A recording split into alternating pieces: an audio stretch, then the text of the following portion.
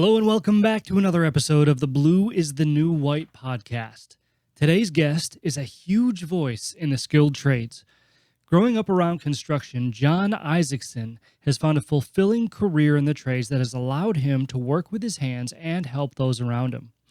Not only is he accomplished in his craft, but he also speaks professionally, hosts his own podcast, the DYOJO Podcast, and has written 2 books, Be Intentional Estimating and Be Intentional Culture.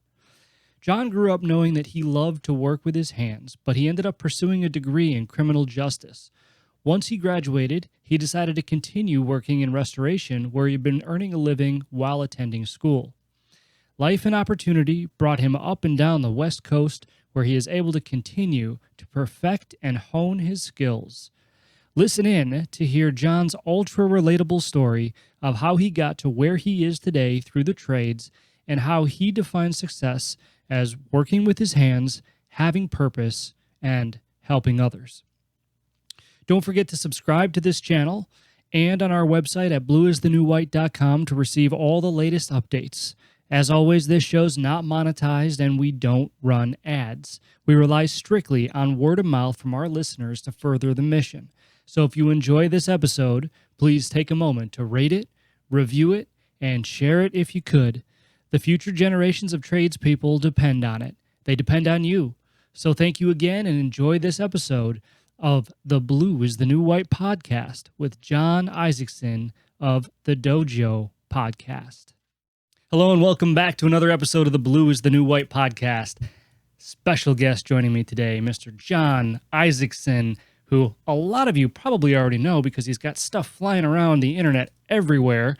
He is the host of the DYOJO Podcast, if that rings a bell. Jon, welcome to the show. Oh, Josh, I think your opening rock music just blew my eardrums out. That is, I don't know how you kids do it. It's just too much. Actually, I did get one comment. Someone said, not everybody likes heavy rock music, and that's coming from an old metalhead. And I was thinking like, well, my music's not that crazy. Nice, man.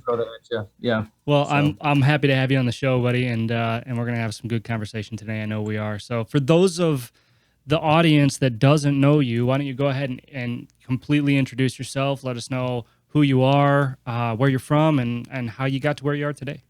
Okay, sounds good. I'm currently in Tacoma, Washington, which is just south of Seattle, Washington. And today it is not raining. So, but I guess as far as my introduction into the skilled trades, I grew up in a construction family. My uncle was a contractor.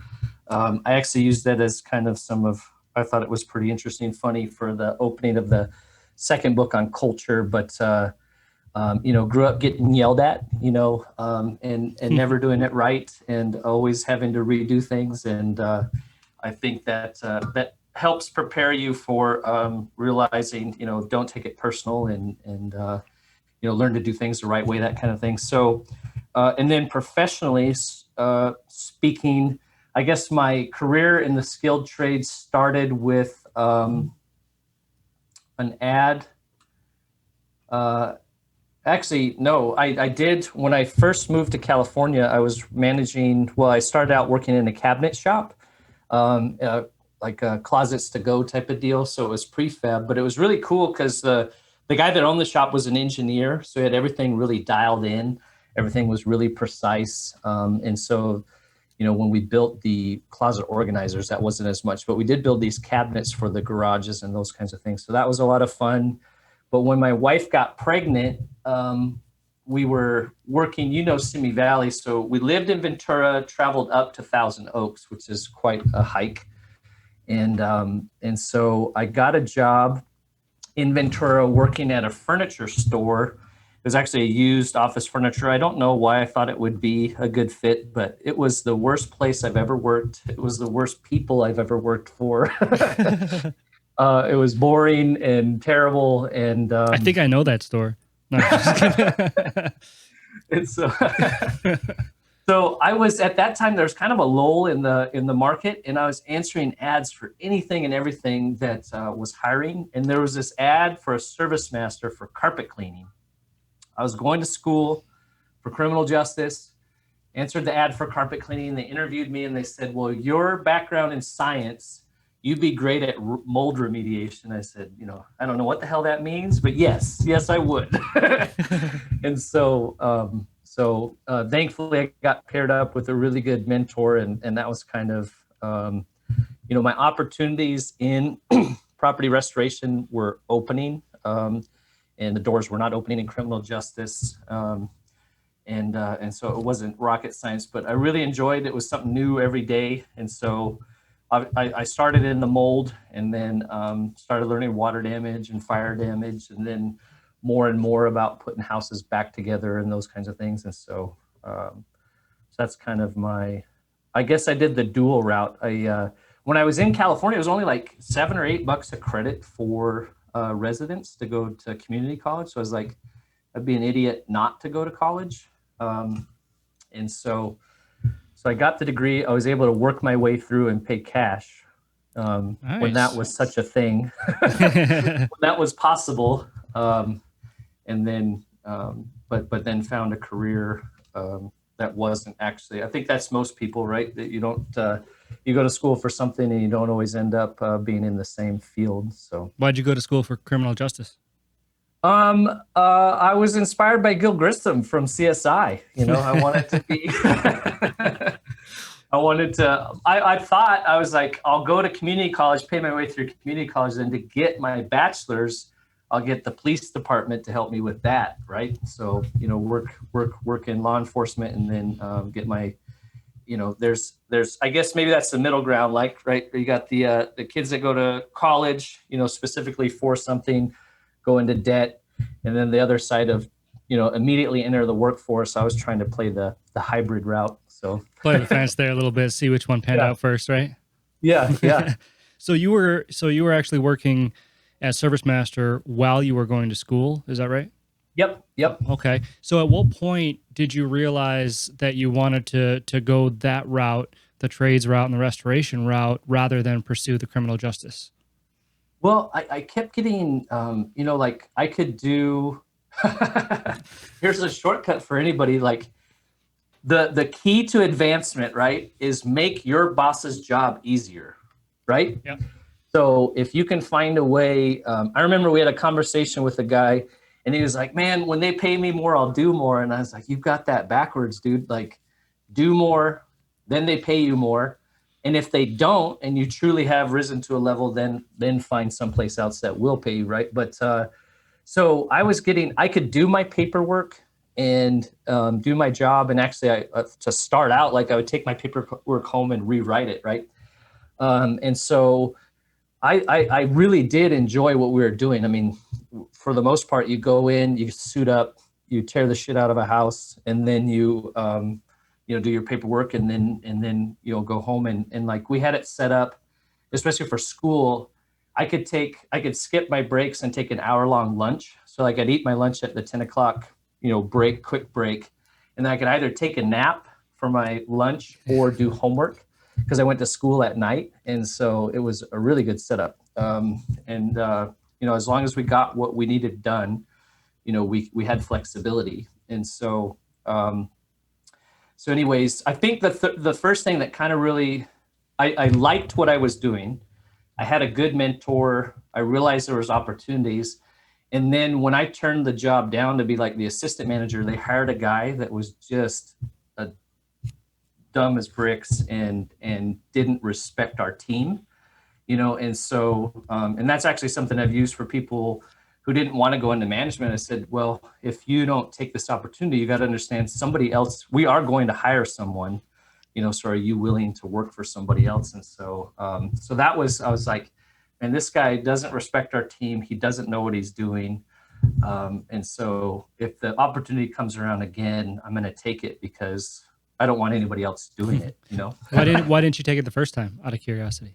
I still thought I was going down I thought it was fair to them. I didn't think at that time, like, I could do it, and if it doesn't pan out, I can go the other route, right? Like, I thought, because the owner was like, well, if we promote you, we want you to stay, that typical thing, right? Yeah. And so I took the weight of that, and I was like, well, honestly, you all know I've been very clear. I think I'm going this route, and so I want to be fair to everybody and not take a job that I'm not going to stay in. And, now several years later, I probably would have done that differently, but But that's how we learn, right? Yep. Oh, that's cool. So, all right, I want to stop you there because there's a couple of things I want to pick out before we move on in your journey here. So you had mentioned your second book. I think now's a good opportunity to talk about the books that you have written and why. Okay. So second book is Be Intentional Culture. This was actually supposed to be the first book, but how the small things enhance or undermine your culture. And that's a collaborative effort with a couple of different co-authors. And then the first book was Be Intentional Estimating. So that's a lot more specific to property restoration. There's good principles. Anybody that's an estimator, I think there's good. It's more of the mindset and habits behind estimating as opposed to like a tactical, this is how you estimate.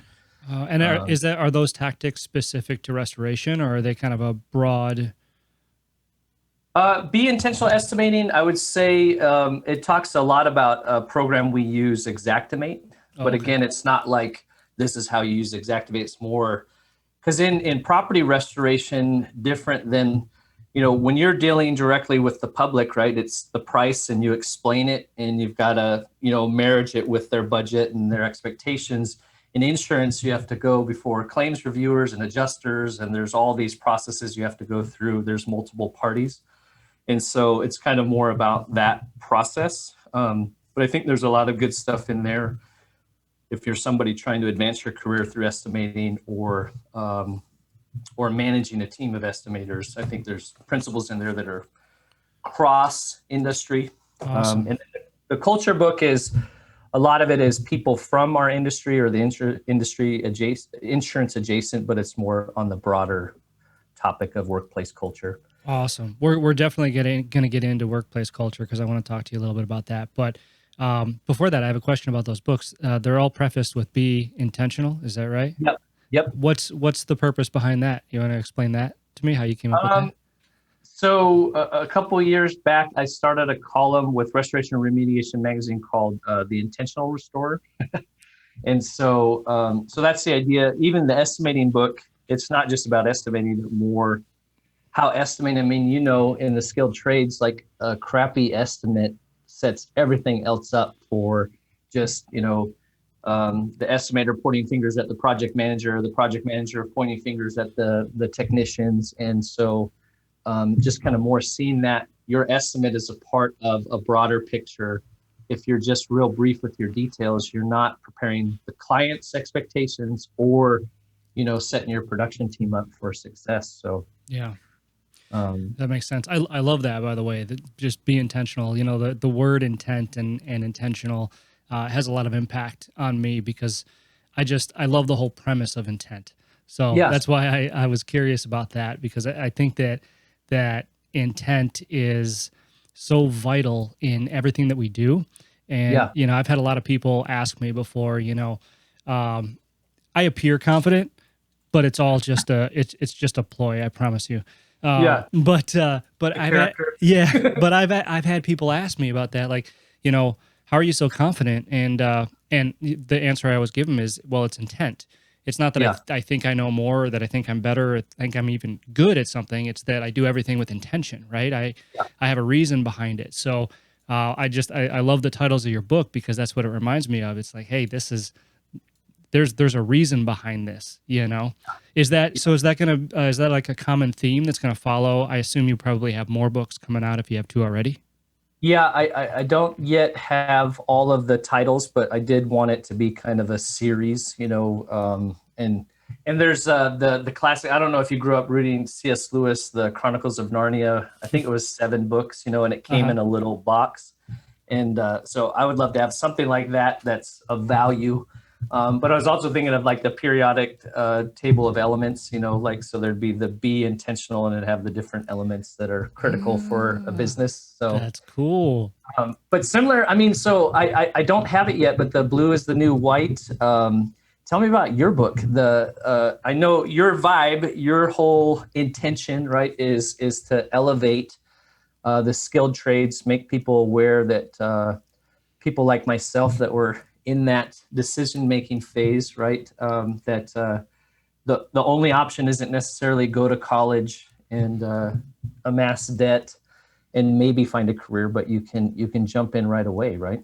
Yeah, and that's the premise of the book. That's the premise of the show, is to Yeah, really just let people know that, hey, there are other options out there that can be equally as beneficial as all the options that we're told about, because the other yeah, options in the skilled trades are, we're not usually told about that kind of stuff. It's more of an afterthought, right? If you can't cut it in college, or if your grades aren't good, then hey, maybe a career in the skilled trades is for you. But right, yeah, I mean it's ridiculous. And I mean I had a guy on the show probably about a year ago now. He's a plumber up in Canada, and he was telling me a story about when he was in high school. He got really good grades, and he was very vocal about not wanting to take the college route, and he was considering being a plumber. So he went to talk to his guidance counselor about it, and his guidance counselor looked him right in the face and said, "Well, you're too smart to be a plumber." So what yeah. did he do? He took that advice. He heeded that I'm advice, the and $40,000 a year guidance counselor. Yeah, yeah, right. And so he went in and tried to get like a computer sciences degree or something like that. Absolutely hated it, and yeah, ended up dropping out, starting a plumbing company that he pushes like $8 or $12 million a year through now. I mean, you yeah, know, and this is the kind of stuff that we're up against. So my book and this podcast and people like you, are the voice of the industry that I think yeah. more people need to hear. You know what I'm Yeah, saying? yeah. Yep, yep.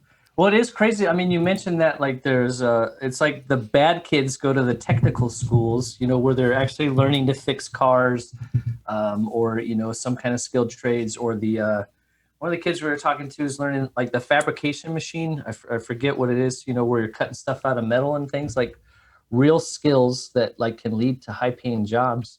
It's just crazy that that's not more of an option for, open to more people. Yeah, or even So, talked about. yeah, I mean, that's yeah, all it takes. And I mean, why not teach the theory of refrigeration in physics class? yeah. You know how much I would have learned if that Apply I directly to, yeah, practical application right there. yeah, yeah, yeah, yeah, But yeah, well, I mean, a lot of schools aren't geared towards practical applications. So, you know, no, but you know what? At the end of the day, too, it's important to note, and my listeners have heard me say this a million times, but I'm not against college. I'm not against right, schooling or education.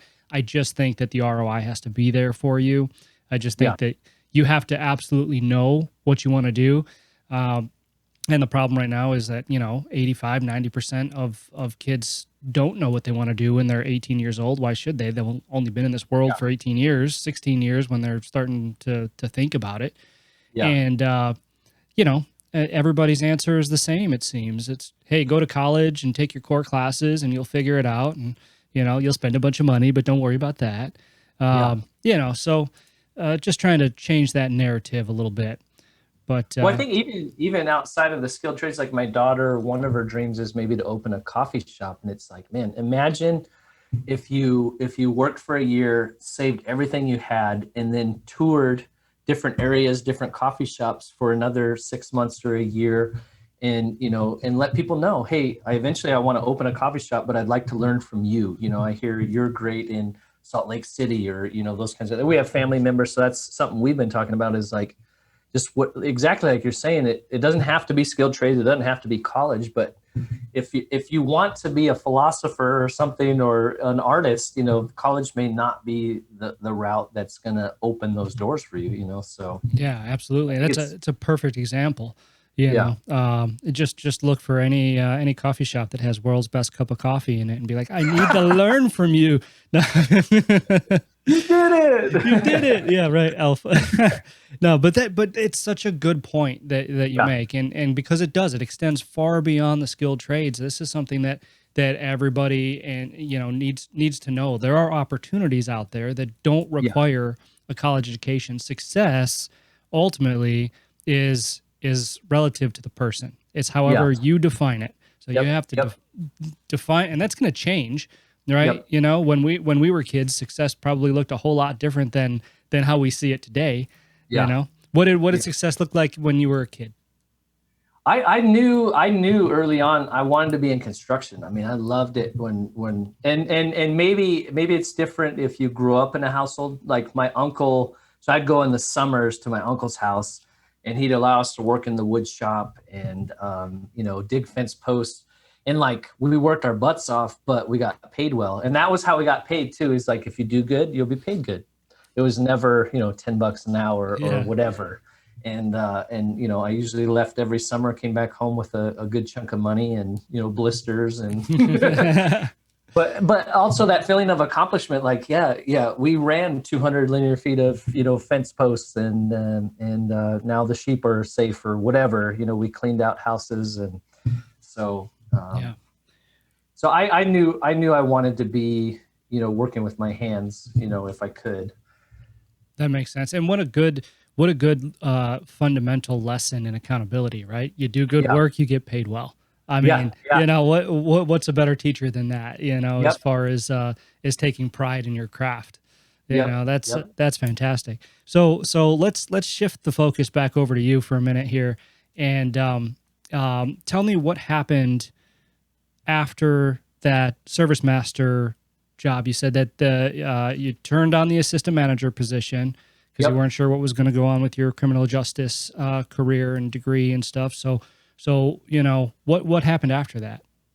Well, I had as I was trying out for various law enforcement roles. I don't know if people are familiar with you have to try out. You have to pass a psychological evaluation. You have to pass a physical test, and then you get to the interview. And, for whatever reason, I wasn't passing. I passed the physical and the psych, and then I wasn't getting past the interviews. But on the circuit of things, one of the areas we were in California at the time, I'd interviewed throughout Oregon as well. And my wife's parents were moving back to the Northwest, and we wanted to be back here. So I went from a company that worked directly with insurance companies to a construction company that wanted to start a restoration division. And so did that, worked what we would call the independent side. So learned a whole nother, basically took the lessons I had learned from my mentor and put them to the test, and we were successful with it. And then then the market took a dip. This was 2007-ish or something like that. 2006. So I went out on my own, did a lot of stamped concrete, and still some mold remediation attics and crawl spaces. And then 2009, it took a little longer to hit in Oregon. I mean, the bottom dropped out, like their phone wasn't ringing. People that had previously signed intents, just didn't have the funding or were concerned about spending the money. And so kind of did whatever I could, and then got on about a year later with a big organization within our industry. And so I've been, had to start a little bit, not all the way at the bottom, but quite a ways. So how does that take us to today then? Are you still with that company? No, I stayed with them for quite a bit, worked my way up, and then it became clear with that company, if I was going to go up, that likely wasn't going to happen in our local office. So explored some opportunities within that company outside of that office. And then it was like, well, if I'm going to have to move to promote within this company, I should open the search parameters and see what else is out there. And so I got an opportunity to manage an office in Seattle, the Seattle market. So that brought us up to Washington. And then did that for a while, and then had another opportunity to maybe start something to purchase a company that did kitchen and bath remodels, and that didn't work out. And so did abatement for a little while, and now I'm with a restoration company in Tacoma. Oh, very cool. Quite the journey. Yeah. All over that West Coast, man. Yep. West Coast. How about, is your family always, you're in HVAC, right? Is the core of your company? The core of our company is actually food equipment. That's what we started out doing. That's my trade background is hot side restaurant equipment, Okay. commercial kitchen equipment, and then we opened up an HVAC division and refrigeration division as well. But it's that's super interesting. Have you I ever? remember I listened to your episode with Eric and Larry where he talked about kind of the benchmarks of your growth, and so that's Oh yeah, exciting. yeah. No, it's been a wild ride, and that's what really led me to want to do a podcast like this and write the book is that the kind of success that I've seen in the industry, in my specific vertical, is it's not uncommon. I know 1,000 other people that have had similar success and grown companies and taken it into entrepreneurship. Today entrepreneurship is on this pedestal, right? Everybody wants to be their own boss, even though they have no idea what that means half the time. And you can't, in all fairness, you can't until you actually do it. Being your own boss and making your own hours sounds sounds good, at first, until you realize that, it completely consumes you. But that's my personality, and I enjoy the challenge. Some people do, some people don't. But the trades are what allowed me to, gave me that sense of purpose. You know what I mean? I did not expect to be in this line of work, which happens a lot, I think, in this industry. People end up in it by accident and stay on purpose once they realize all the opportunities. So it's been a wild ride, and I think it just, on a daily basis, it reminds me that the success that I've seen, is exactly the success that I would want to have. I'm not, of course I have things to strive for, but in my day-to-day routine, I am successful. I could die tomorrow a happy man. Let's put it that way. You know what I mean? Not to be morbid or anything, not trying to turn this into anything, but it's true. And I want other people to feel that same way as well. Do you feel, I hear all the time people say, do something you love and you'll never work a day in your life. I honestly think that's BS. I think you're going to love my book because I actually say that verbatim. But I do think, like you're saying, I like what you said, where you don't enter it necessarily by purpose, but you stay by purpose, right? And I think that's what I found is, it's not necessarily find something you do and you'll never work a day in your life, but find something of purpose, something, whatever you're doing. Even when I was at that furniture shop, it's like you can find something that's meaningful that allows you to say, okay, and sometimes it's just, I'm feeding my family, right? Of course. That's the higher purpose, right? But would you agree that, and maybe you expound on this in the book, I think I found more, find something that you can love or find purpose in, and it'll bring meaning to work that'll give you a purpose higher than just coming to work. Absolutely. I couldn't agree more with that statement. How I like to put it is that, everyone's always trying to chase their passions, right? Everyone's always trying to say, okay, well, this is what I really love to do, so this is what I should do the rest of my life.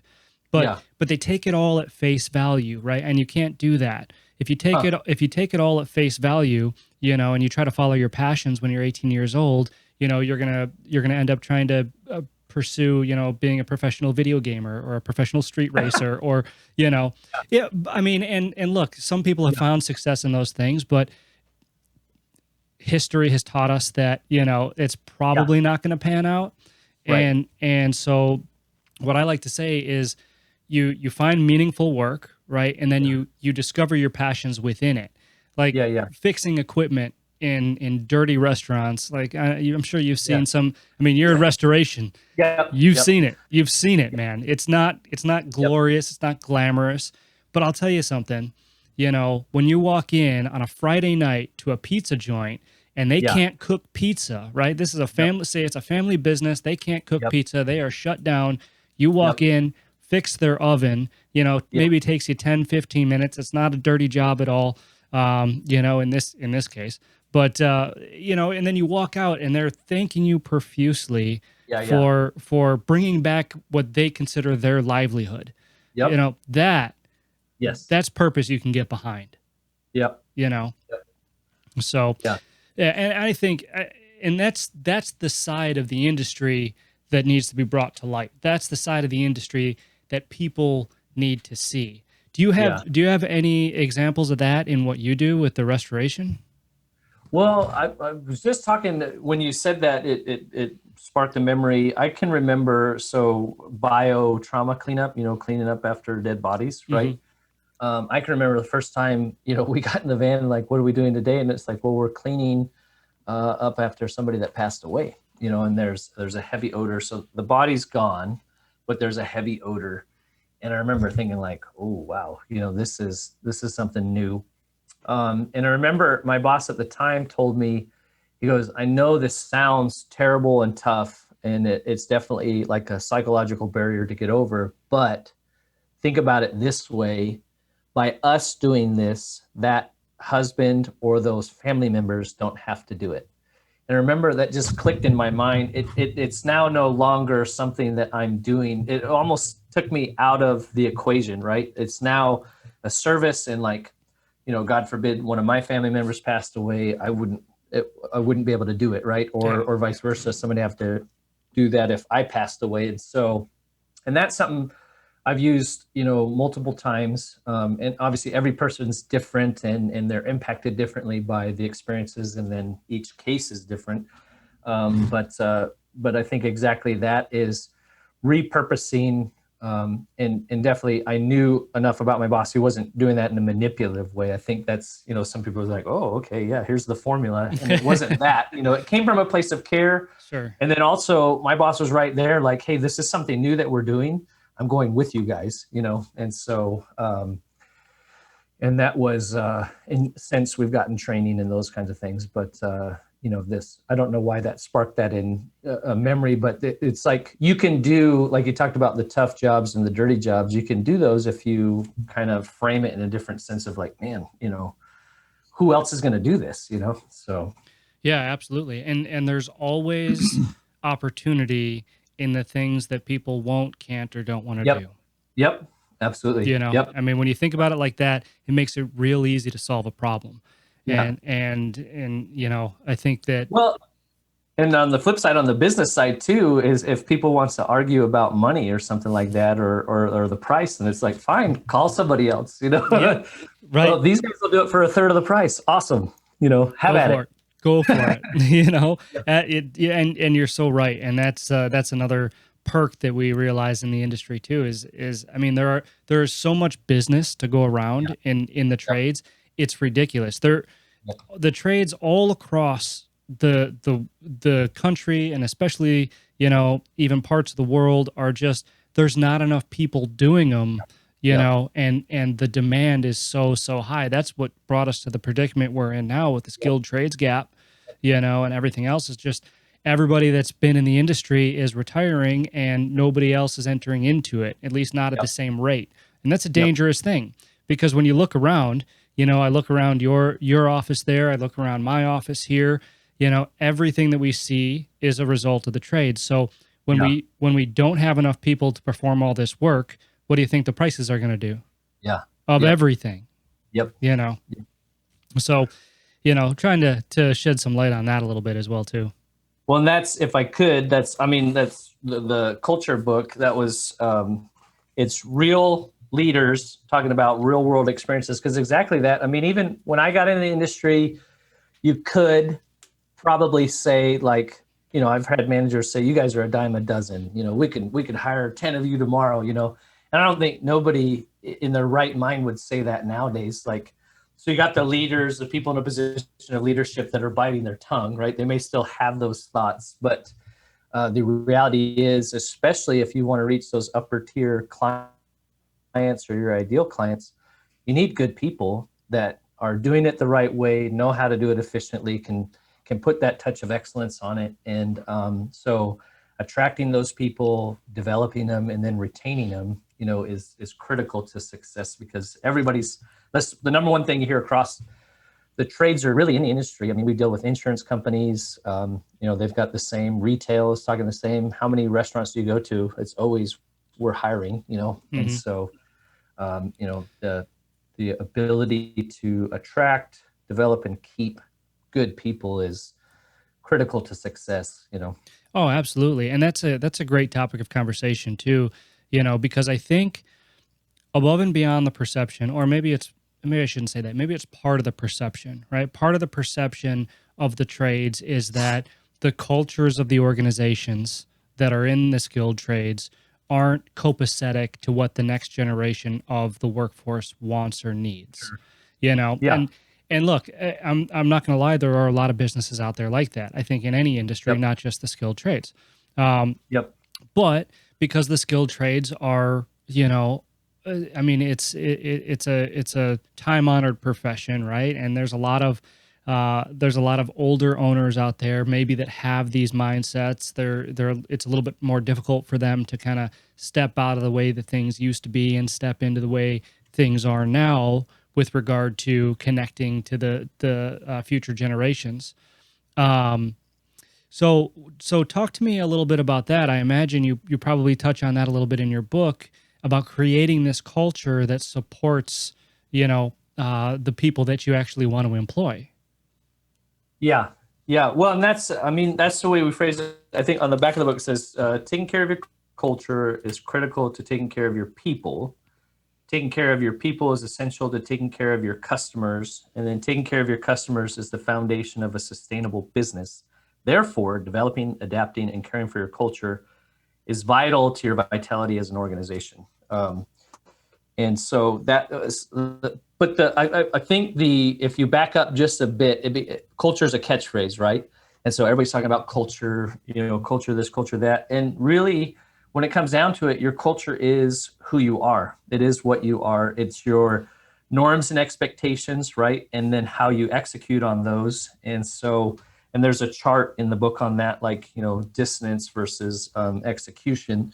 And so, it starts with being authentic. I mean, I think even as a crusty old dude, you can still be authentic and successful if you recognize these are my strengths, these are my weaknesses, and then supplement that with people and different voices that can be on your team to help you execute, right? And ultimately you should be adapting, right? Evolving if you want to be sustainable. But I think if you're clear about who you are, you can invite people to help strengthen out, your blind spots and your where you may not be as naturally gifted in some of those areas, But you also have to be willing to receive and execute on that input. Yeah, absolutely. That's interesting. I never really thought about it that way before, but you're absolutely right. As long as you can recognize what your weaknesses are, you can supplement them. And that recognition is key. So is that where your book comes in to kind of help people maybe recognize where their weaknesses are, or does it go kind of parallel to that?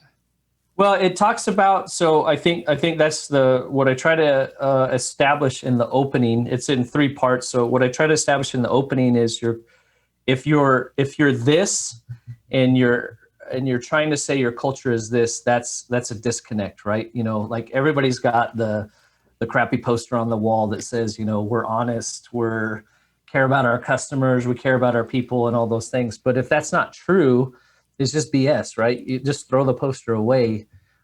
You would be better off putting a poster up that says, we're pretty shitty to our people. We don't care that much about our customers, but at the end of the day, we get the job done. I think, if you're that kind of company, you would do yourself a better service putting that up on the wall, because you're not fooling anybody, maybe yourself. And so, I think that's the misnomer about cultures. It's not, there's that difference between your aspirations and what you actually are. And I think you have to be honest with what you are if you're going to move forward, right? If you're going to, adapt into the next generation of whatever. And like you said, the speed at which things are advancing is incredible, right? I mean, things are just rapidly advancing much more.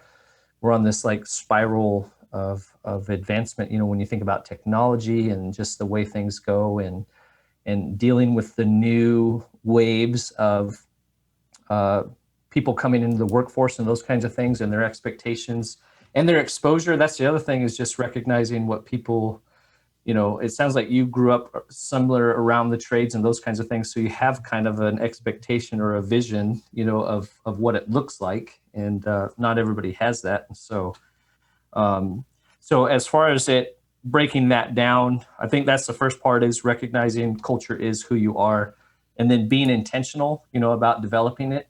And so in that process of being intentional, we try to capture small things that will either enhance or undermine your culture. And so we asked each of the co-authors to share an example of something that helped, enhance it. That was just something simple. And like Lisa Lavender has a chapter on just saying thank you, the power of, just simply saying thank you. And then examples from their career of whether they kind of self-sabotaged or something they saw in somebody else that really was counter to what they said they were trying to accomplish, And sometimes that just smacks you in the face, right? You're like, oh my gosh, I'm such an idiot, like I didn't realize that I was doing that. And it really has been detrimental, and then having to say you're sorry and fix it, Yeah, no, absolutely. So is your book geared more towards creating a culture to benefit everybody, no matter what generation they're from, or is it geared more towards the up and coming generations in the workforce? That's a good question. I don't know that. I think it's more geared towards, I guess I would say cross-generational, because part of that would be recognizing who you are. I think that's the other part of it, is it really, the golden rule still applies, right? Treat people the way you would want to be treated. So that still applies to any generation. I mean, I've worked with boomers that are just as lazy as millennials, and I've worked with plenty of millennials that just kick butt, And so I think that's silly. It's silly to group.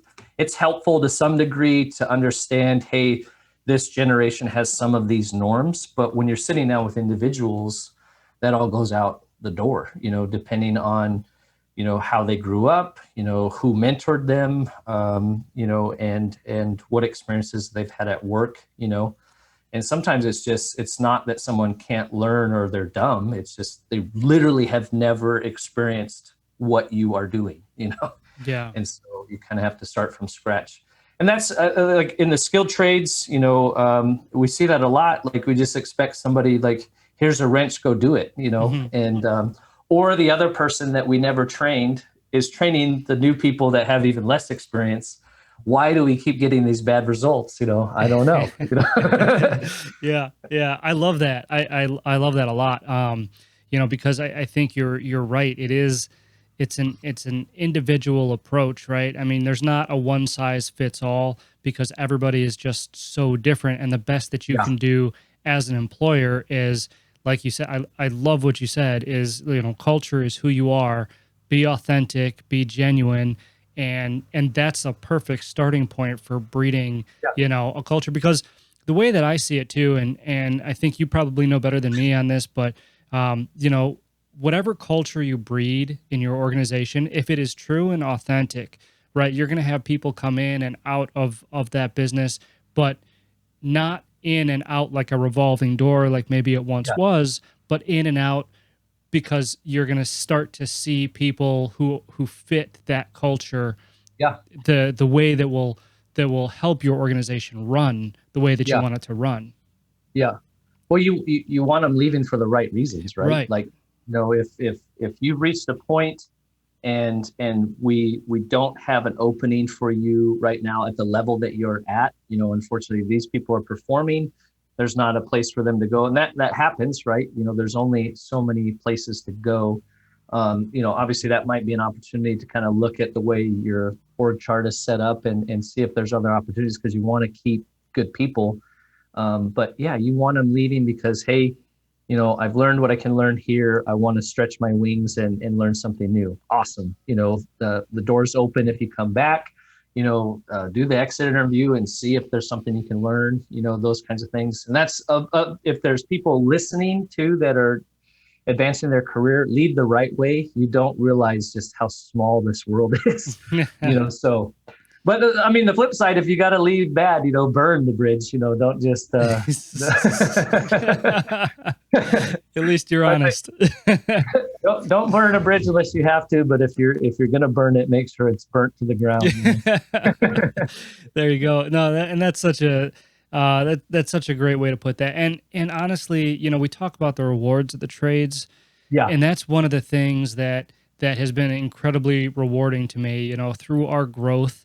Of course, me in particular, I've had to learn lessons the hard way. Yeah. I didn't know how to lead, a corporation full of technicians or people, most of whom are older than me, Yeah. and it was a learning experience, but there is no better feeling than when somebody does leave the organization to go do something that you taught them or that they learned under your guidance. You can't even be mad at somebody for that. And if you are, then you got to take a good hard look in the mirror, right? I've had people leave this company and just say, Josh, thank you so much for everything that you've done for me. I'm going to take this knowledge. I really want to be an entrepreneur. I really want to try to do this myself. And all I can say at that point is, let me know if you need any help, you know? Because, and honestly, entrepreneurship is very hard. And I'd say, of the 3 or 4 people that have left to do that, 2 of them have come back to the organization on incredible terms too, right? Just saying, hey, I tried it. I don't know how you do this every day. I want to continue working for you. And it's like, I mean, shit, talk about a good feeling when they leave. What about the feeling when they come back? I mean, well, and all the lessons that they've learned, and now they're going to be that much more engaged in what you're doing, right? Absolutely. They have a better understanding of what happens behind the scenes, and just makes them better at what they do. All very, very, very good points.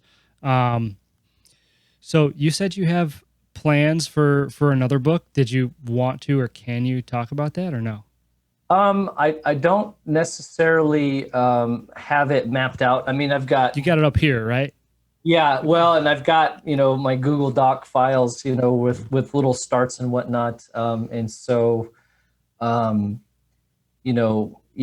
I don't have, there's not one in queue yet. There's several, and they compete, so it's kind of the same way I read books. Like I'll pick up this book and this book and this book, and I'll usually be reading 3 or 4 books at a time. And depending on what's going on, I might read this one a little bit more. And so, I don't have as disciplined, maybe a process, but I do try to read every day, and I try to write every day. I think Stephen King said that, the key, if you want to be a writer, is read every day and write every day. And so good advice. Definitely good How about advice. Yourself? Do you have a second book in you? It's up here, I've enjoyed the process so much, and I've got just so many different ideas of what I want to do. I have to pull the trigger. I tell people all the time, look, I'm not a professional author. I love that I wrote a book. I love that that's an artifact that will outlive me. I love what I can contribute to anybody else who will listen. No, by no means do I think that I know it all, because far from it, but any knowledge that I do have that could be beneficial to others, I love to be able to share. So I've got a ton of ideas up there, and we'll see what manifests next. But outside of a book, John, what's next for you professionally, personally? What's the future hold? I do. I mean, the DYOJO is a coaching entity, so I do some coaching, some speaking. I think I have 2 speaking engagements this year. So I'm getting rich quick.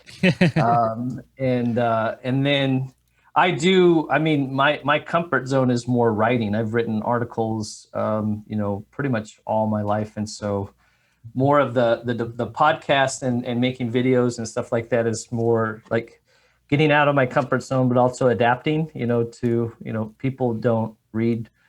I don't know. Some people say they don't read as much as they used to, but I think there's pretty thriving reading community. But I think you got to adapt and use the YouTube's free, Instagram's free.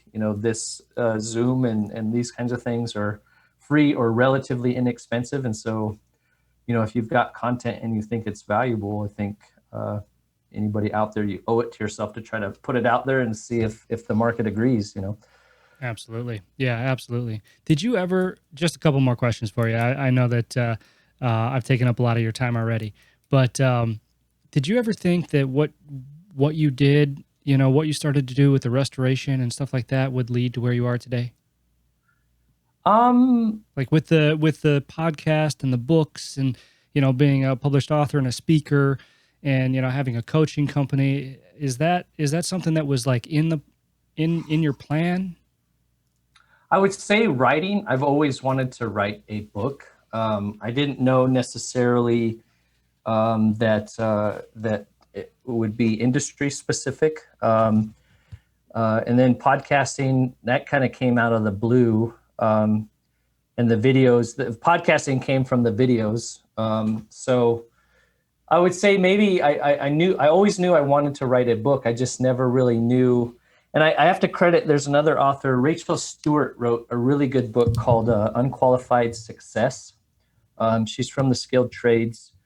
And I actually reached out to her because it crystallized in my mind when I was reading that book to brand as the DYOJO. Like that was I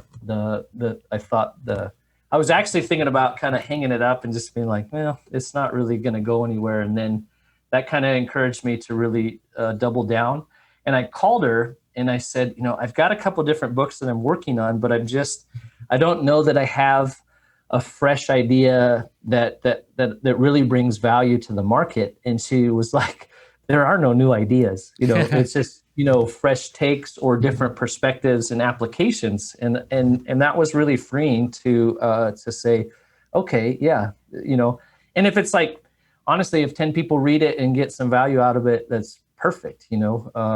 I've got a good job and I don't need it to, sustain me. But, if it helps people, then that's awesome. Like you said, it outlives me. I did it. I can say I did it,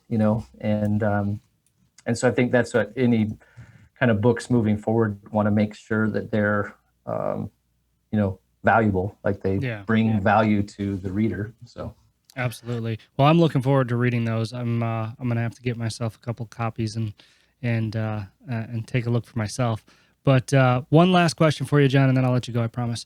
I have like 1,000 up here, but we only have time for one more. So we talked earlier about what your idea of success looked like when you were younger. Yeah. How has that changed? What does success look like to you now? And how did the trades help you achieve that? I think I've always kind of I didn't grow up rich by any means, but that was never. I've never been like I want to have a fancy car or a huge house or stuff like that. So I've always been, I think actually the skilled trades help me recognize I'm challenge driven. Like if you put a challenge in front of me, I like solving it, and not taking credit for myself, but being like, okay, I need this person to help me or this person to help me. And then, and like you probably see too, and you've commented about, when you're in a position where you can empower other people, or maybe you can see something that they can't see about themselves and say, why don't you try doing this? Because a lot of people, if you just out of the blue, I guess it goes both ways, but a lot of people out of the blue, if you're like, hey, do you want to be a leader? They're like, no, I don't, that's not that. But if you give them challenges over a period of time and then can say, look, you've been doing this, this, and this. Each challenge that I've given you, you've risen to the occasion and blown it out of the water. It's time, and so that's a lot of fun. So I guess I would say the skilled trades has maybe helped me realize more kind of where my strengths are and what brings purpose to, work and to life. And so has it changed? I think yes and no. I didn't really have, I knew I wanted to work with my hands and I wanted to help people. So I really didn't have an endpoint. For me personally, I didn't have an endpoint in mind, and I still don't, have a established, like, this will be success, and I think it's important, especially if you're a family person, that you're not professionally successful to the detriment of your personal life. That would be, I know that's definitely not successful. No, and I've known too many people that have gone down that road. Absolutely. Everybody loved my dad, but he was an asshole. No, and I think that's a perfect description, success being fluid. And it's just that's really good. So, all right, Jon, tell people where they can find you.